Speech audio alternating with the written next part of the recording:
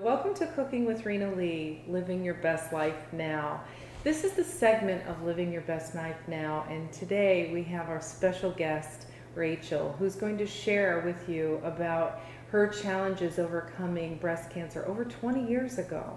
So let's give her a good welcome and say thank you for joining us.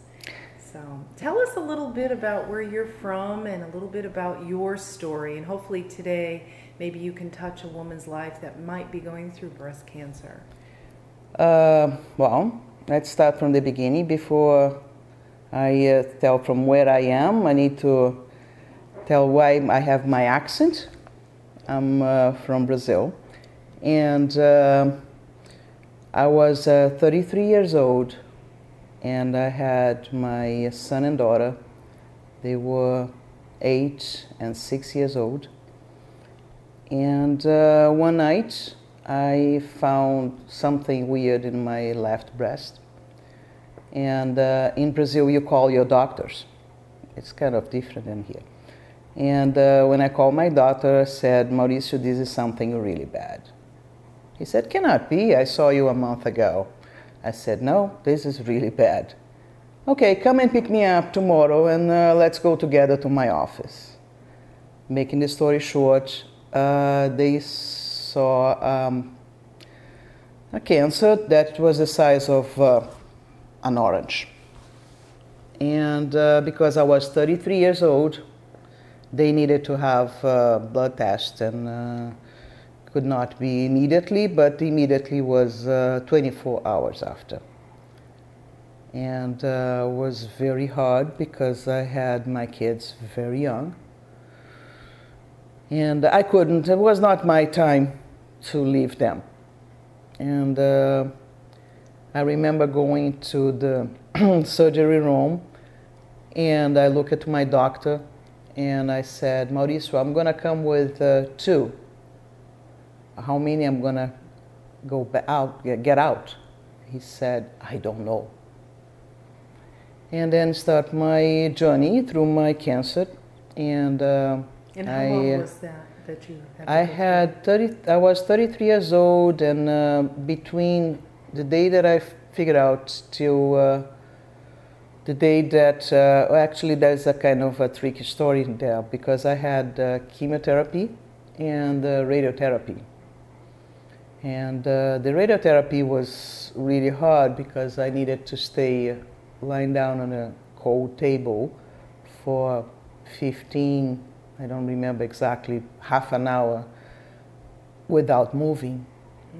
Because I was being, under the machine with the radiotherapy machine.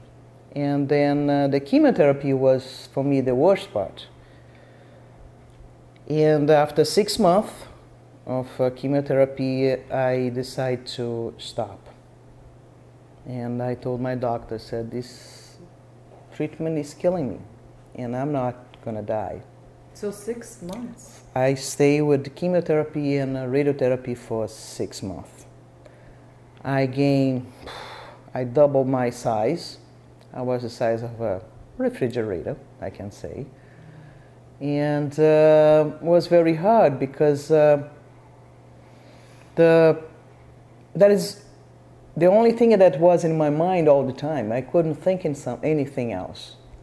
I started working. I was, of course, I needed to work. I had projects to finish and everything, but was a big ghost. And but I made my decision. I decided to leave. And leave the best life I could live, because God showed me that, hey, if you keep living like that, you're gonna die. Then or you change or come home. I decided to stay a little more, and I decided to change. And how old were your children then? My son was 8 and my daughter was 6. Okay. And was really my, I saw death. I saw. And I said, not now. Not now. And unfortunately, that time in Brazil, we didn't have therapy groups or people like me that could share experience or could share their pain, could share their things, the scary things.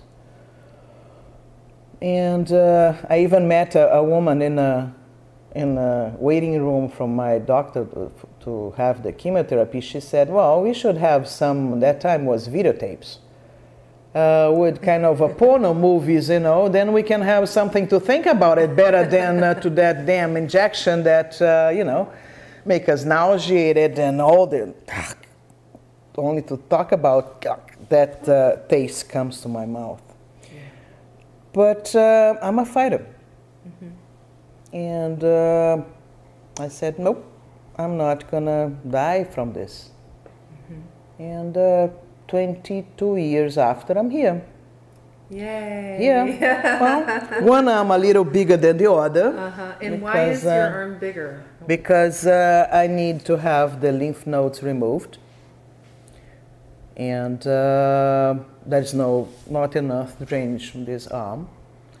But, you know, if and you that's a challenge for you, but yeah, but you know, you come with the, you know, you come with the attitude with life that if people like you, it's going to like you with 2 arms, 3 arms, or 4 arms. I don't care. And 2 heads. And 2 heads. If you like me, you're going to like me the way I am. Otherwise, I don't care. That's a Brazilian spirit. That's my spirit, actually.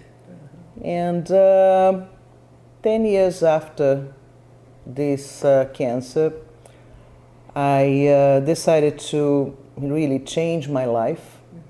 Was in Brazil was very hard to get a job, and was in 2000 when the internet things were, you know, that big bubble.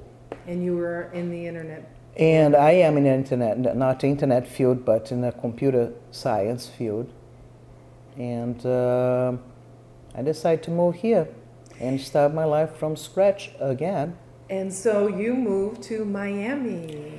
Then I moved to Miami. It was kind of funny too, because I have a cousin. She was living in Miami that time. I called her. I said, look, I need to use you. That's what I call being honest. Yeah, because I need a bridge, the other side of the bridge. And she said, okay, you can stay in my house for 1 month. Okay. After 1 month, it's like fish. You start smelling. Then you can only stay a month in my house. Then, and you didn't speak English then? Yeah, that's the other thing. That details. Little detail. And my English was only the technical English. And I found a teacher, English teacher over there. In 3 weeks, I had my English lessons. I was posting my resume through the internet. And I had a phone interview with a company in downtown Miami. And they said, when you can come here for an interview? I said, next week. Oh. Next week. Next week. In an hour. Yeah, and then in a week, I came here and I got the job. Of course, I had all the paperwork with the visas and everything done. I didn't do anything out of the book. Everything the last 11 years was always the right way to do things. That, by the way, is very hard to be legal in this country and expensive.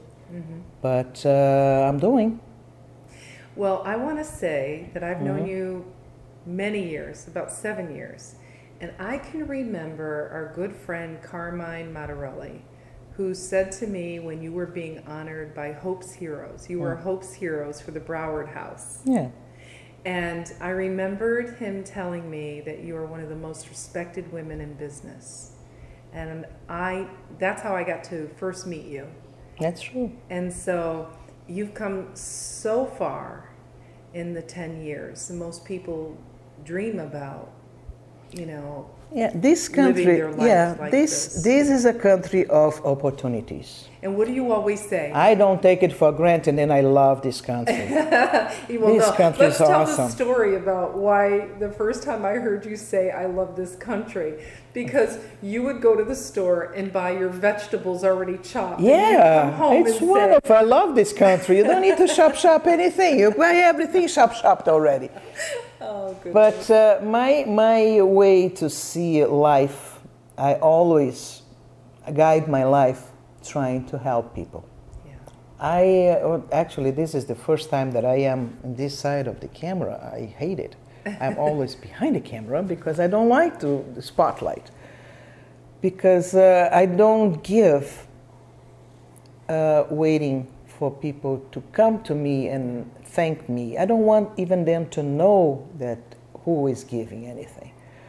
And Brower House was one example, and other organizations that, I like to help people.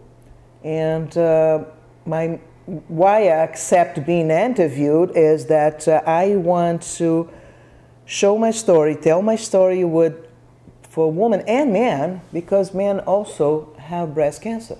Absolutely. And to share my story and say, hey, fight. Don't give up. Well, you know what? Never give up. Look into the camera and talk to them, because this is your opportunity. Okay, then I'm talking to you, my friend, whoever you are. And I'm telling you from the bottom of my heart, don't give up. If you want to win, you will find a way to win. If you're going to survive, it's going to be hard, but you're going to survive. Because I guide my life with one thing. God put us here with one mission, and one mission only, to be happy. But it's not easy to be happy. It's easier to be unhappy and complain about than stop complaining about and start doing things that makes you happy. And trust me, you're going to survive, and you're going to, laugh. You're going to keep your ghosts in the closet. Trust me, they're going to come out of the closet here or there, but you have strength enough to put them back in the closet. So then what would you recommend now? What now? Like living your best life now. Oh, what does that mean for you today? It means that it's the time of my life to start riding my bike again, start doing my crafting that I love. And photography. And photography and painting, and do everything that I can do to make my soul happy. And I hear that Surf City is a love of yours, so now you're definitely. Baby boomer gone wild. We moved to California with 3 dogs. This is another tape that we're going to do it later. Then it's going to be much lighter than this. To tell the story how we moved with 3 dogs from Fort Lauderdale to Surf City, USA. Well, I do have the picture of her with a surfboard. She didn't get on it, but she's definitely now official. I can't get on it. Anyhow. So just thank you for sharing that, because thank you so much. I know that that still is hard for you to talk about, but today maybe if someone is watching, you may have inspired them to say, you know what, I have a lot of challenges, but I'm going to do my very best to make a different choice today and make myself feel better. Thank you for joining us, and Rachel, thank you for sharing. My pleasure. Thanks for joining Rena Lee and living your best life now. Have a good day.